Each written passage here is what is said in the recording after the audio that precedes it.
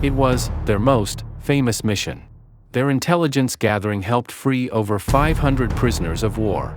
The war was nearing its end, and the Japanese were trying to cover up their wartime atrocities.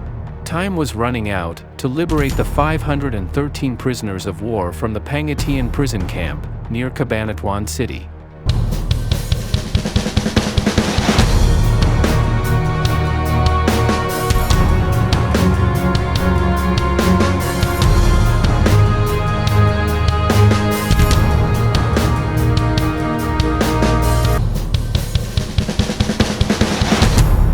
The Cabanatuan raid was the Alamo Scouts' most daring mission. Or was it? Join us on the podcast to learn more about the daring exploits of World War II's elite reconnaissance and raider unit. Hey, welcome everybody. We'd like to welcome everyone to the War Room Broadcast Podcast, starring your host, Russ, Blaise, and me, Lance Zedric. I am your Alamo Scouts Historical Foundation historian. That's a lot to say in one take, Russ. So, I'm going to turn it over to you. All right, welcome. This is our first episode.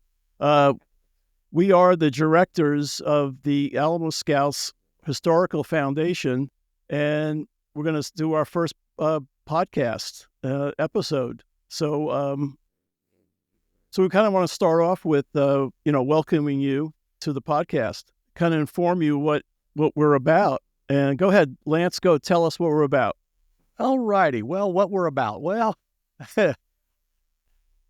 our mission as the Alamo Scouts Historical Foundation is to really advance the story of the Alamo Scouts from World War II.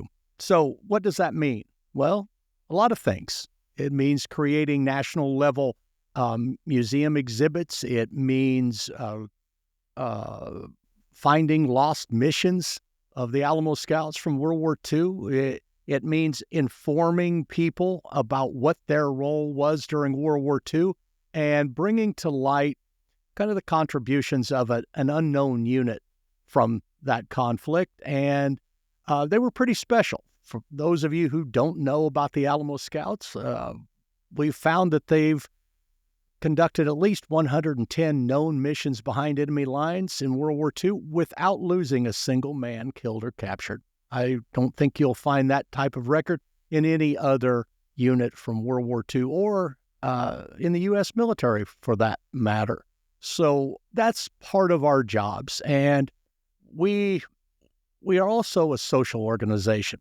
We started out that way in 1980 with Colonel Robert Sumner, a Alamo Scouts team leader, and Mayo Stuntz, who was the supply officer for the Scouts during World War II, along with Command Sergeant Major Galen Kittleson, who was a team member on one of the operational teams and a legend in U.S. Army Special Forces. And we'll get into all those people and their personalities and who they were and what they did. And we have a long way to go, Russ, and we just want to welcome everybody here as a way of saying hello, and we hope that you enjoy our podcast and see where we start out today to where we evolve here, hopefully in several months, or who knows how long we'll keep going. But our mission is to continue to let the world know about the Alamo Scouts, and also we have to pay the bills. So part of our job too is to raise money for the foundation. We are a 501c3 not-for-profit historical education foundation. So we need money to keep going, and that's just part of it. So Russ, back to you. Yeah, as far as the foundation, basically we have a website, so it'll be in the description, the address, but it's alamoscouts.org. Okay, we take donations. We have memberships. We have a $25 a year membership. You can join. We have a magazine called Recon, that's color, that we put out every year. So it helps us keep running the organization. Also, donations, any amount, it helps. This podcast is directly from donations, the equipment that we are using right now. So we appreciate all the donors and everything. This organization started not by us. It was back in 1980 by retired Colonel Robert Sumner, who was a team leader of the Sumner team, the Alamo Scouts. He only lived probably 20 minutes from my house. And when I got involved in 1999 in this organization, Robert, my father passed away. He was an Alamo Scout on his team. His name was Bill Blaise. And he would invite me over to his house. And he would talk to me a lot about, the Scouts and what they did and everything like that, give me historical information. And little did I know he was grooming me to take over the organization and everything. When he passed, I think it was 2005, I believe it was. The board voted to bring me in as the executive director. At that point, then we were not a 501c3. We then turned it into applied for the 501c3 status, and that's where we are now. But Lance can give you some little background on how it actually formed, with the different Alamo Scout members. Go ahead, take it. Well, thanks, Russ. Back in 1980, as we've both alluded to, Robert Sumner, who was a team leader, kind of was riding back and forth with Galen Kittleson and Mayo Stunts, and they say, hey, you know what? We're kind of getting a little long in the tooth. So that had been 35 years since the end of World War II, and a lot of these guys were in their upper 50s and 60s, and many of them were retired military and so on. They said, well, you know what? I think we need to reconnect. So they began writing letters amongst them, and yes, back in the day, we actually did write letters. There was no email, or very, very rudimentary email at that time. So with that, they began this process of having the first reunion for the members, and that entailed finding them all over the world. So guys had not seen each other since they were walking out of the camp, say, hey, you know what, I'll write, and never did, and I'm getting transferred, I'm going home, we'll keep in touch. Well, not so much. So 35 years pass, and people have families, they have other interests, some want to forget about the war. It was traumatic for a lot of them. So they did a very good job at reconnecting all the loose ends, so to speak, all the Alamo Scouts. And did they find them all? No. There were, as we'll get to when we talk about numbers and training, all that sort of thing, but give you a rough idea, only approximately 140 men ever went on an Alamo Scout mission. However, there were others who went through the training. Over 400, some were graduated as Alamo Scouts and went through the training, but went back to their units and did not perform operational missions. So again, it was quite a task. And this also meant including the overhead camp members who helped make things run, the cookers and bakers and candlestick makers and all the other moving parts that it takes to make a camp run. So it was quite the task, especially with writing letters. So it was quite an undertaking when you look back at it and see how difficult it is to do a similar thing, to get a reunion together with email and all the other texts and all the other methods we have of communication. So that's kind of how it got going, Russ. Yeah. Hey, Lance, tell them how you got started with the Alamo Scouts. That's an interesting story. Well, yeah, that's one for the book, so to speak. I collect military patches. Had since I was a little kid in the 1960s, and I was on active duty at Fort Bragg, North Carolina, and I was at a gun show and a military collectible show, and I saw this patch for $500, and it said Alamo Scouts 6th Army, and I thought, well, who were these guys? So I asked the dealer, who was a retired Special Forces guy, I said, who are the Alamo Scouts? He said, I have no idea, but I know their patch is expensive. And I flipped it over, and it was like $500. And I said, well, won't be owning that one. So if you look on Russ's shirt or my shirt, you'll see a replica of the original design for the patch. So what I did, I thought, oh, okay, I'd sure like to have that patch, and I never heard of these guys.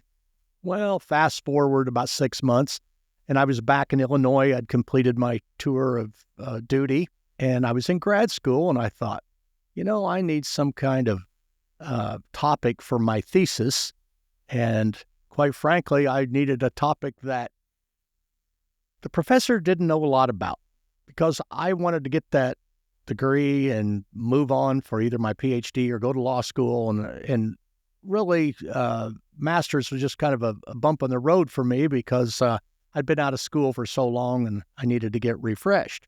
Well, thinking, what about those Alamo Scouts? So I thought about this patch, and I did a little digging in my local library, my college library, and I only saw a few references, and 2 of them were footnotes, and 1 was a photograph of the Alamo Scouts in a pictorial history of the United States intelligence services during World War II.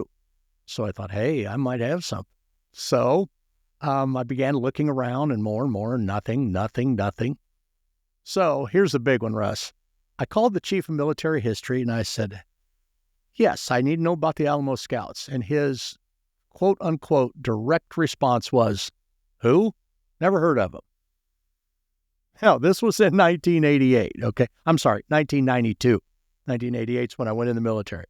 So this was in 1992, in the fall. And he says, but hold on, let me check the association's roster. So I heard him going through, let's see, Alamo Scouts Association. Colonel Robert Sumner, you want the phone number? I said, please. So I made the phone call. I was a little nervous, to be honest with you. And this booming baritone voice comes on. Hello.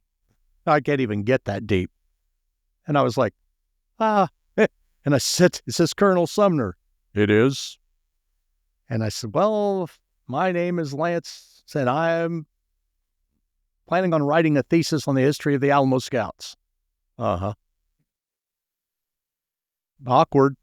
So I said, okay, can you tell me a little bit about it? So he did. He humored me for 10 or 15 minutes. And he with the promise that I could call back and get more information. Well, the next day I called again. And the day after I called again.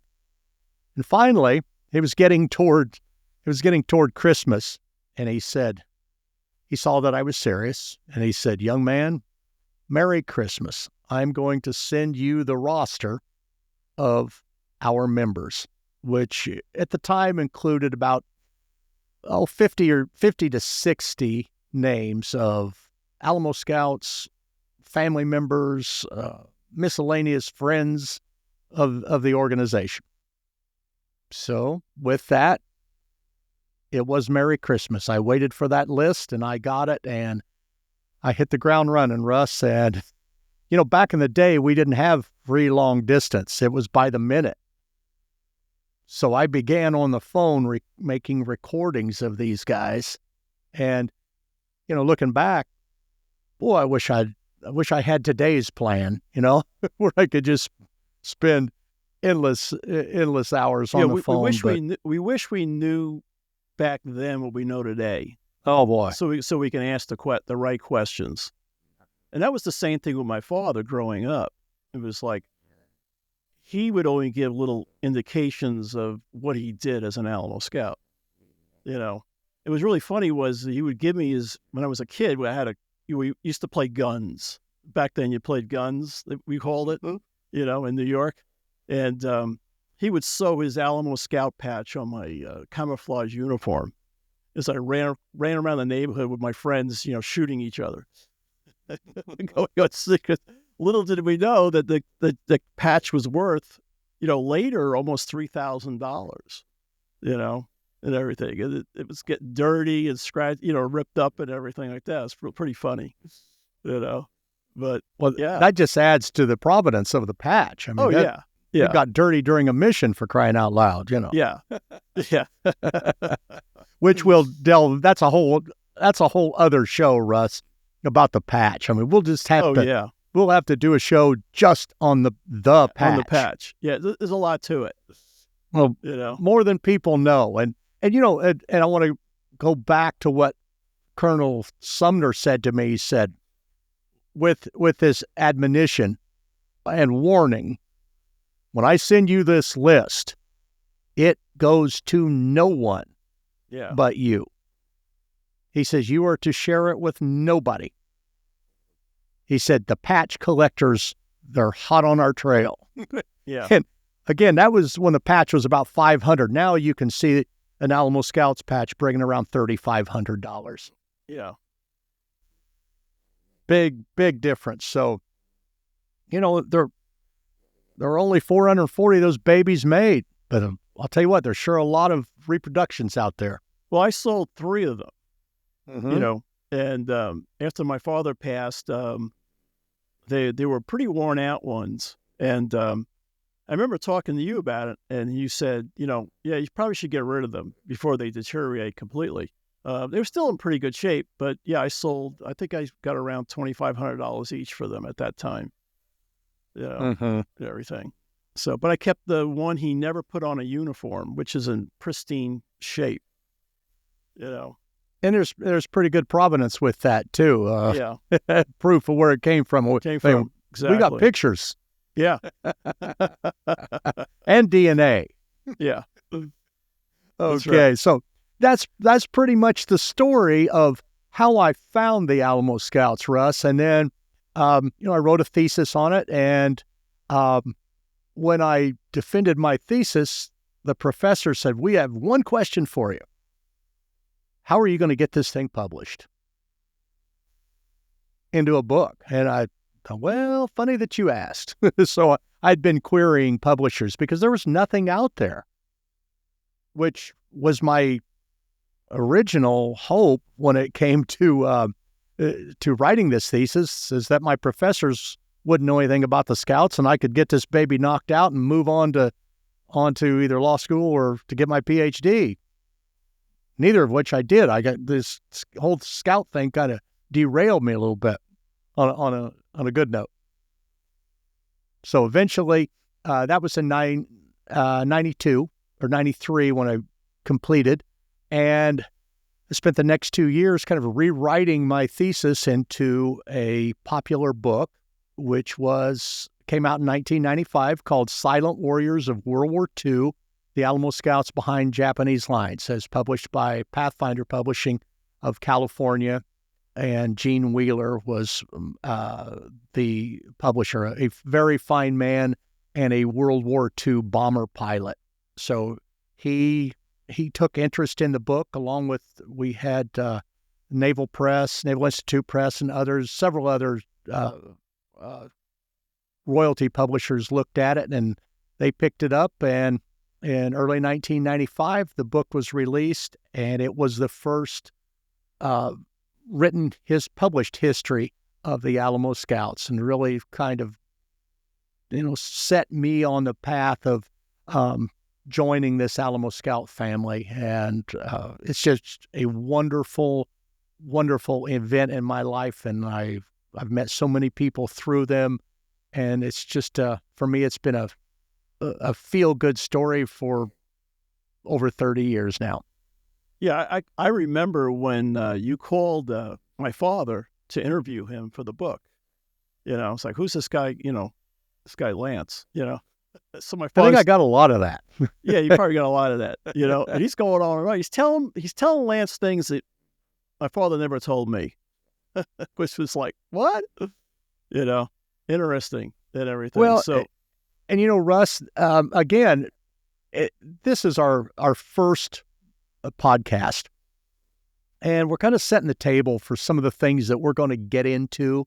And the fact that you mentioned that he never told you those things, well, being a veteran myself, I can tell you there's a lot of things that a veteran will tell another veteran. No, even if it's just a shared experience. Not necessarily traumatic or battle related or any of those things. It's an automatic, like a pass key into the door. That veterans card. So I think that's why a lot of the veterans opened up to me, and something we're going to touch on later is the difficulty of combat veterans coming home and speaking to their families about what they did or what they saw or what they felt. That's kind of a hard sell for a man or a woman to tell their little child or their mate or their any relative or somebody who did not have that. Or maybe it's something they've wanted to forget about all their lives anyway. Then somebody dredges it up. So that's going to be a very, very important topic, I think, that we're going to address later on. Yeah, absolutely. Yeah, because a lot of the family members that I've talked to, it was interesting, is that their fathers never even talked about it, their whole lives growing up, and it wasn't until I remember going to, it was Thanksgiving. I drove over to Orlando from Tampa and met with Jack Geiger, Alamo Scout. And I came into the hotel lobby and there was Jack and his son, and he never told his son what he did during the war. He gave him your book, and he was blown away. I can remember that today. And he says, I just didn't know what he did, and stuff. Yeah. So it was pretty cool experience, I think for everybody all around, and stuff. Well, I think for the men too, to finally talk about things that they could not talk about. And with that said, I think it's important that we do a real quick background on who the Alamo Scouts were. Right now, we're going to do a little business. And Lance, tell us about our sponsor. Well, our first sponsor is Slow Hand Barbecue in Peoria Heights, Illinois. And they also have, and I've eaten there, Russ. Let me tell you something. Wow, that smoked brisket. When they say Slow Hand, they mean it. All day smoked brisket. Pardon me if I'm drooling onto the mic just thinking about it. They do a great job. And they also have the Poor Brothers bars in Moline, Illinois, in Bloomington, Peoria, Illinois, Champaign. So I know this is a regional thing, but we need to give a shout out to our first sponsor and Robbie Matheson and all the fine people at Slow Hand who just do a great job. So if you happen to be in this neck of the country, in this neck of the state, in this neck of the woods, as we say here, please give Slow Hand Barbecue a try. You will not be disappointed. You may be full, but you won't be disappointed. Yeah, it sounds great. I look at the menu and I went, yeah, I got to get on an airplane and get up there. Absolutely. So get on to slowhandbarbecue.com and see what they got. Well, back to the matter at hand, Russ. Yeah, really. What were you talking about? We were talking about families with their Alamo Scouts fathers or grandfathers, and I think we should move on to how did the Alamo Scouts form? Okay, we have an interesting story and a little video clip we can show you when we're talking about it. I'll let Lance start on that one. Absolutely. Thank you, Russ. Well, first of all, the name, the Alamo Scouts. Now, I'm going to look right into the camera, okay? It has nothing to do with the Alamo in 1836 in Texas, okay? Yeah. Now, there is a connection. You can see the Alamo here on the patch, but we'll get into that later. But the Alamo Scouts did not fight at the Alamo. With that being said, the Alamo Scouts were a reconnaissance and raider unit formed on November 28th, 1943. to do reconnaissance and radar work in the Southwest Pacific for General Walter Kruger's Sixth Army. That's what they did. They went behind enemy lines. They did the sneak and peek thing. They reported back their information, and pure and simple, they were eyes behind the lines, Russ. That's as simple as it gets, and they evolved later, and we'll discuss this as we get into some missions and such in later programs, but they were an intel unit that reported directly to Kruger because of all of the inter-service rivalry that was happening. Well, since the day there was an Army and a Navy and a Marine Corps, they all competed for assets, which will lead us into the video or the interview that I've conducted with Milton Beckworth. And I believe this one was from 2003. Is that right, Russ? Yeah, I think so, yeah.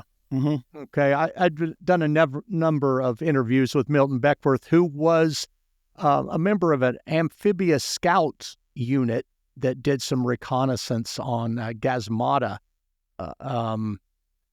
on New Britain Island in October of 1943, which really the results of this kind of led to the creation or the implementation of the Alamo Scouts. I think it'd been in the works a little bit anyway in Kruger's mind with his planners, but to make a short story long, that's who they were. Yeah, so we'll play the video. All right, let's take a look. Take a look. What was supposed to have been an 11-day mission, which turned into a 21-day operation because of poor communication in the pickup. When we were finally located by the pickup crew of a PT boat, we were put on a PT boat. Well, we went to Carolina Island and then to Milne Bay, which is the southern end of New Britain, of New Guinea. That's where Naval Headquarters was. And Lieutenant Noakes, he went ashore to report on our mission. And when he come back, he gave us the information. The Admiral has put us on a luxury boat, and we're to go anywhere but Australia. We can stay on there as long as we wish. And he has ordered the crew to find out what we would like to eat, and we're on our own. So we stayed on this luxury boat for 3 days before we finally decided, let's go back to camp. Well, the next day after camp, we found out the Navy was unhappy with the information we'd brought back and wanted the paratroopers, wanted to drop us from a plane back in the area. And when we heard about that, we immediately went to 6th Army Headquarters to report to General Kruger. When I say we, the 3 Army officers that were on TDY with the Navy, there's Lieutenant Gamble, Chalco, and myself. Well, we reported to Colonel Bradshaw, and he went in and saw the general, and he come back and told us to stand tight. Says, keep quiet, didn't want any friction with the Navy, but he was going to form his own outfit, and he wished we would volunteer and stay with him. And all 3 of us did. And that's the start of the Alamo Scouts. All right, we're back after the video. Lance, you want to elaborate on that, what he said? Well, absolutely. And I have to say, preface this, Russ, is what a great piece of history to have. There are not many World War II veterans left alive, and there were about 5 guys who were privy to this particular mission, and we were blessed enough to have one of them on tape. And so that's the good stuff. Per your question, as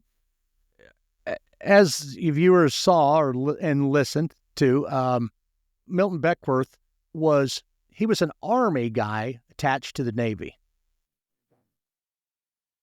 Okay, so what his deal was is when he came back, and you heard him say how he was put on a PT boat and taken to Milne Bay, where just outside the 6th Army headquarters. And the Navy said, hey, anywhere you want to go except Australia, you can go. We'll take you there. We loaded up on food, whatever you need. And he lived the good life for a couple of days and said, you know what? I got to get back to General Kruger and let him know what we saw, because this invasion's coming up. And finally, he realized he could smell what was cooking, but hey, I know what's going on now. So he jumped ship, and I never did find out if that meant physically jumped off the craft and swam to shore, or if he was just using the term jump ship, left. But I imagine hearing about Beckworth and having interviewed him 3 or 4 times, he seemed like the type of guy who probably just jumped over and said, you know what, really? I'm out. I'm out. And when he did make his way back to Kruger and said, hey, General, they were keeping me, and that just infuriated Kruger. He said, hey, the Navy, that's not the way to play this. We're on the same team here. And he said, the heck with this. I'll form my own intelligence unit. Yeah, there was a lot of, between the Navy and the Army, they wanted to keep their own secrets, it seemed like. Oh, absolutely. I mean, intel is and having worked in intelligence myself, I can tell you, you don't want to give everything you have away. You want to keep a little info close to the vest in case you need it. Correct. Mm-hmm. I'm sorry, but that's the way it worked. And there was a lot of inter-service rivalry, not just at the Army-Navy football game. I mean, it went on the tactical and strategic levels, and you saw an example of what happened. And Kruger said, "I'm going to do my own thing." So when Kruger started the Alamo Scouts, they actually took over the same base the amphibious scouts were on. Absolutely. Yeah, they're at Kalo Kalo on Ferguson Island, right off the tip of New Guinea, and said, why reinvent the wheel here? Now, they looked for some other places. Mayo Stuntz, who was the supply officer for the camp, he detailed in his diary how they were looking for other places, but there weren't any better for their immediate needs. And there was a dock there where they could train with PT boats and do the sort of things that the amphibious scouts did, but at only an Army level. Correct. Made up of Army guys, and right. You know what? They reported directly to Kruger. He didn't have to share them with anyone, and that's what he needed, was his own intelligence asset. When you look at so-called elite forces from World War II, the Alamo Scouts were among the last formed. In reality, when you look at the different recon groups and the UDTs and the Jedburghs and operational groups and the other recon units and Merrill's Marauders, the Devil's Brigade, all those sorts of things, those sorts of units that were already either active or were in the planning stages, I think Kruger did his homework and said, hey, you know what works for these guys? What are they doing that we need to do that fits with the mission at hand in the Southwest Pacific Theater? And I think, as we'll see through the mission results, through their record, that it was that specific selection of men for a very specific job and a very specific training tailored to that mission that ultimately contributed to their success. Hey, Lance, what can our viewers do to add to the story of the Alamo Scouts? Well, there's so much, Russ, and so little time. I think as a start, if anyone has had any contact with their dads and grandpas and such ever talking about the Alamo Scouts, I think it's something that we should explore. If you have any diaries, you have photographs that you believe may contain photos of Alamo Scouts. That could be on PT boats. I mean, we have about 90 different PT boats that we've discovered that hauled Alamo Scouts back and forth on missions, to and from missions, resupply missions, rescue missions, etc. So I think there's a lot of information still out there. Another thing, even oral histories, interviews with parents and grandpas, if you tape recorded anything, because there's gold that can be harvested in those interviews. If grandpa said, I was here and here and here at this time, and there was an Alamo Scout team active in this area. Well, if the diary says a certain date, we can cross-reference a lot of that stuff and really get another narrative that adds to that story and broadens it, not just of the Alamo Scouts. I know some people may find this shocking, but the Alamo Scouts did not win the war. I know, big bomb there, right? Yeah.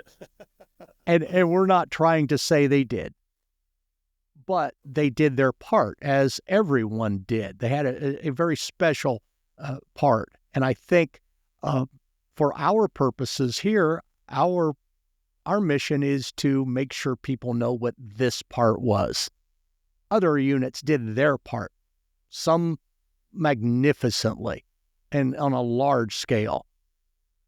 Others not so much, but they all had some kind of ripple effect to the greater victory in World War II. So I think historically that's what we're looking at, and on a smaller scale, I think we always stress what the individual story was, and you take those individual stories and then you put them collectively into a big pile, and you come out with something kind of neat. Yeah, that'd be neat. Yeah. We've gotten a lot through the years from family members. In fact, a lot of our information does come from family members about the Alamo Scout. Well, Russ, in our years together, in our 24 years of working together, I've heard you lament so many times that the email you get, oh, my dad was an Alamo Scout. He told me he was. Yeah, it's in the hundreds. It's in the hundreds. Yeah. And right. We're going to get into all the myths about the Alamo Scouts in a episode later on. There's a lot of them, and we'll address those. But yeah, my most common email that I get is that my father was an Alamo Scout, and why isn't his name on the roster? And there's a lot of information that you need first, before we can do that. And very rarely do we find somebody that we haven't found before, but we do find them. Sure. So, I've spent 32 years digging up these guys. Just a little piece of information. And just when you think you know something, then you realize you don't. Kruger, for example. Kruger listed in his book there were, 8 trained classes. Well, there were 9 classes actually started. Right. Boy, that didn't throw me for a loop for about 5 years until we for a finally long came time, across. we thought there was only 8 classes, and then a diploma came through from a family member, and it was like, what is this? And it was like, what's the date on this one? You know what I mean? Yep. And it was like, oh, there was another class. And you go off Kruger's book, which I did in the beginning. Yeah. And you think, well, hey, this guy would know. Well, he was going off reports that his staff put together from reports that they received. And before you know it, the wrong answer keeps propagating itself on up the chain. Well, and again, that's kind of where we are with the Alamo Scouts. There's so many myths and so much information, and they back to, hey, they won the war by themselves and all that sort of thing. So that's part of our mission, our raison d'etre, so to speak, is to dispel some of those myths and get the real word out. Yeah, in a future episode, we're going to talk about visiting the archives in College Park, Maryland. Okay, Archives 2, where all the war documents, photographs, and films are stored. And the public can go there and do research themselves like we used to do. How many times have you gone to the archives, Lance? 4, I believe. 4. I've gone. Then I did an archive trip to St. Louis too, and harvested some there, believe it or not. Right, and you went to the PT boat one also. Is it Memphis? Yes. Yeah. Forgot about that, Russ. Well, good thing you're keeping tabs on me. Well, you're paying for it. That's probably why you remember it. That's right. I pay for the trip. Well, and along those lines, Russ, could you go back over and give the website and how people could learn a little bit more about the Scouts and how to tune in next time? And so alamoscouts.org. Go to the site. There's a lot of information on there. We're constantly adding to it. Also, we do have a Facebook page. I will put the link in the bottom. You can join. We have to accept you. And so once that comes through and I see you, I'll hit the button and you'll be accepted. And it's a private group, so people from the outside can't get in and bring up some erroneous information about the Scouts. So it's a private group on Facebook. So I will leave that link in the bottom. Okay. If you can hit a like underneath too, we appreciate that. Going back to the teaser that the podcast opened with, which was basically about the Capanatuan raid. Lance, can you tell us why this month is special for the raid? Well, Russ, I thought you'd never ask. We had that teaser to open up the show, and now here we are towards the end of it, and hopefully it kept everybody tuned in for a little while to find out what was going on. Well, on January 30th, 1945, and that would be, according to my calendar, 80 years ago today, the Alamo Scouts participated in what many consider their best mission, or at least their most famous mission, and that's where they, along with 121 Rangers from the 6th Ranger Battalion and a couple hundred Filipino guerrillas, liberated the Pangasinan POW camp near Cabanatuan City. Now, if I mispronounced any of that, those Filipino cities, I'm sorry, but you have to pronounce every vowel in Tagalog, and that's a challenge for us. So, getting back to the mission, 513 American and Allied POWs liberated in an extraordinary nighttime raid, and that occurred, as I mentioned, 80 years ago today. And we wanted to make today our initial broadcast in honor of that mission, which has affected the lives of thousands of people and will continue to do so generationally. What an event to free all those husbands and fathers and dads and brothers and sons, and an extraordinary raid that kind of set the tone for a series of rapid fire liberations of internment camps and POW camps in the Philippines in 1945 on the way to an ultimate Japanese surrender about 9 months later. Yeah, and Lance and I has had the honor of knowing some of the Alamo Scouts that were on that raid. We've actually become friends with them. Yes, there were two teams of Alamo Scouts. And Roundsville team, Nellis team, and Jack Dove, who was a team leader, was also a liaison between the Rangers and the Scouts. He was coming off, he'd been injured on Leyte, and he was still nursing some wounds. So they used Jack as a liaison between the Army Ranger element and the Scouts.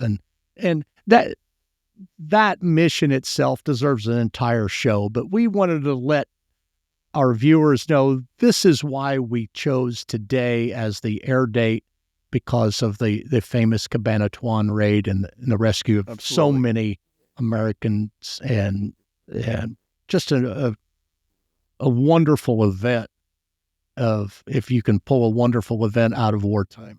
Yeah. Yeah. So January 30th is their 80th year anniversary of that raid.